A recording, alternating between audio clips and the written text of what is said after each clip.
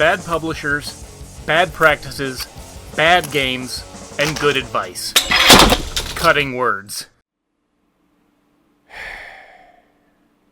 This one's gonna be different. Under most scenarios for this format, I prefer to talk about topics or companies related to games I've played before, but that's not the case this time around. You see, the crux of my discussion today is going to be about Epic Games and their game Fortnite. The thing is, I've never played Fortnite, and unless I undergo a drastic shift in thought, I likely never will. Now, if you're a follower of mine, first of all, thank you for putting up with me, but second of all, I must apologize because I'm going to be repeating a couple points from previous videos. When I learned Harmonix, the developer of two of my favorite games of all time, was bought by Epic, I was out for blood. However, I don't like making videos based off of impulse or in-the-moment anger. I prefer allowing time to culminate my thoughts to properly direct my anger when appropriate, and I should make it transparent from the outset that Fortnite will be one of the, if not the, primary target today. To be 100% clear, if you play and enjoy Fortnite, I have nothing against you. You do what makes you happy. I'm not here to take away from that. Mechanically, Fortnite is probably a fine game. It wouldn't be as popular as it is if it wasn't. This video is to explain my thoughts, concerns, frustrations, and why I feel the way I do. I don't dislike people who play Fortnite. My ire is for the philosophies that Fortnite is ruled by. So with that disclaimer out of the way, let's begin with a little history. Epic Studios, founded in 1991 as Potomac Computer Systems, got their start on DOS games like ZZT and Kilo Blaster. It's okay, I never heard of them either until I started researching. What I do know them for are games like the Gears of War series, Unreal Tournament, and Shadow Complex, and my personal favorite of theirs, co-developed by People Can Fly, Bulletstorm. In addition to developing games, though, they're responsible for the Unreal Games engine, which according to Google search results, is responsible for approximately 16% of all games made. Not an insignificant figure. The modern era, and where not all but most problems began, is with Fortnite. Or rather, I should specify, Fortnite Battle Royale. It's easy to forget, but Fortnite was initially something of a third-person shooter horde defense game when it released in July of 2017. Fortnite saved the world. Battle Royale was patched in after the success of PUBG in September of the same year, and I think we all know the rest. Fortnite became a worldwide phenomenon, was likely the catalyst to help set up the Epic storefront, and has recently expanded to become more of a platform in and of itself, now featuring rocket racing and the rhythm game mode, Fortnite Festival. And I'm having none of it. For the longest time, as far as I can remember, I had no strong feelings towards Epic one way or the other. As I said, I like Bulletstorm, and while I've never played it, I always had an admiration for Unreal Tournament as one of the premier esports titles. When the Epic Game Store released, I had it installed, and in spite of their rough UI and lacking features compared to Steam, I'd regularly take advantage of their free games. For the record, I have only ever bought one game from them, and that was Journey by that game company. I even installed Fortnite thinking that I may try it with friends if I was ever invited to do so. But then, Epic made a purchase that changed how I saw them. Now, while I was open to trying Fortnite, I already disliked its abundant monetization and lack of artistic integrity for itself, with the constant addition of skins, crossovers, and brand promotions. But then, they bought Harmonix. In my opinion, Harmonix was one of the greatest rhythm game developers and innovators, cutting their teeth on games like Frequency and Amplitude before exploding by creating the Guitar Hero series, then moving on to Rock Band. In November 2021, they were acquired by Epic to work on Fortnite. There are few words that can adequately express how much I hated that news. With my mindset now decidedly shifted to negativity towards Epic, I began to think about Epic and Fortnite and realized there was just so much more to hate. I'm a strong advocate for games as a medium for artistic expression, but Fortnite, in my opinion, is the antithesis of an artistic game.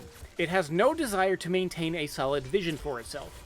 It may have at one point with the Save the World mode, but it quickly became evident that it was less an artistic vision and more of a product when they slotted in Battle Royale. Now, I get it. Games as a service are just like that. They're made to be changed. That's why I dislike most of them. But Fortnite has achieved a new level for it, and it's led to a plague that's spreading across the industry. You see, Fortnite is wildly successful, generating $20 billion, with a B, dollars as of November 2023, according to its finger quotes creators. AAA game studios, being the vacuous and money-driven goblin nests that they are, see that and think, how do we get some of that? I know, let's do the exact same thing that the other company did. No, I don't know why they talk like this. And what's the result? Any notion of original visions or aesthetic for the sake of crossovers and monetization. Skeletor and Nicki Minaj in Call of Duty. Master Chief and Rick and Morty in Rainbow Six Siege. And worst of all, part of me gets it. Part of me would be tempted to see skins for things like Beastars or One Punch Man in games I like, but it's just a surface-level presence. The actual substance, the development and traits that make you like the characters or worlds, is absent. But I get not everyone cares. Some just want to do things they like after a long day of work or school. So let's move on to other reasons why I'm concerned. Fortnite's success, I would argue, has neutered a good deal of creativity in Epic's game development. For illustration, let's look at their creative output in the last 7 years before Fortnite versus the 7 years since. It's not amazing, but there's some variety. Bulletstorm, Infinity Blade, 2 Gears of War entries, and a remaster of Shadow Complex. Since Fortnite, it's been 3 cancelled games, including a version of Unreal Tournament, a LEGO version of Fortnite, Rock Band, but Fortnite, and Rocket Racing, i.e. Rocket League, but without the soccer, so just another racing game. But you have to access it in what else but Fortnite. This kind of scares me. Fortnite, by my analysis, has already taken steps to becoming a platform in and of itself. One that needs no creativity, but feeds off the inspiration of others. Who needs to make their own characters when you can simply add others to sell? Who needs to make gameplay innovations when you can just buy studios and have them put the things that made them successful in your own game?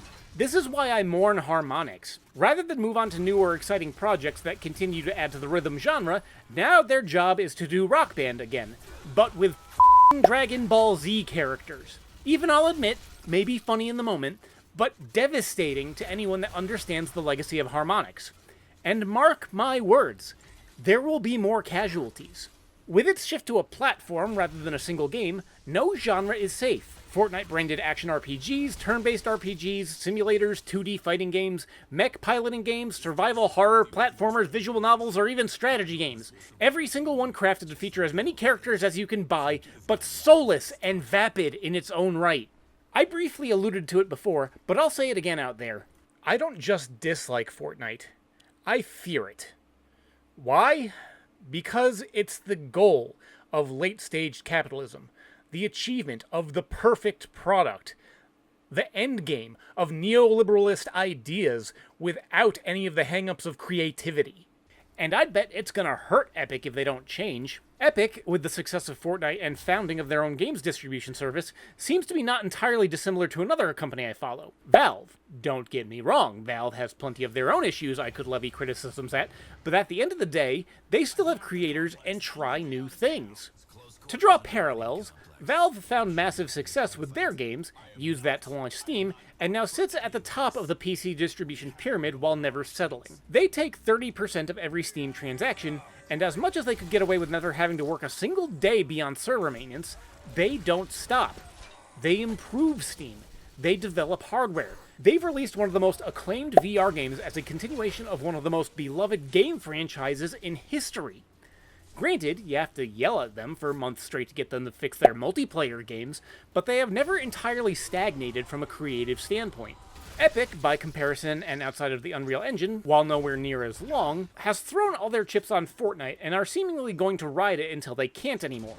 The Epic storefront is woefully lacking in features by comparison, and in spite of giving away games to draw people in, it is still losing money as of last year to the tune of millions. The games they lock in for exclusivity also don't really benefit all that much.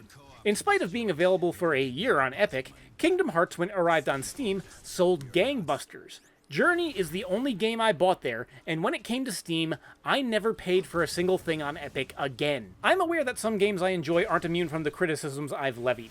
The Scout's alien skin in Team Fortress 2 comes to mind, but that doesn't mean I give that one a pass. I don't like it in TF2, and I don't want to see it elsewhere, even if it's just the Halloween mode. Part of a game's creative expression is the aesthetic, and if you're sacrificing aesthetic for monetization, you aren't making art anymore.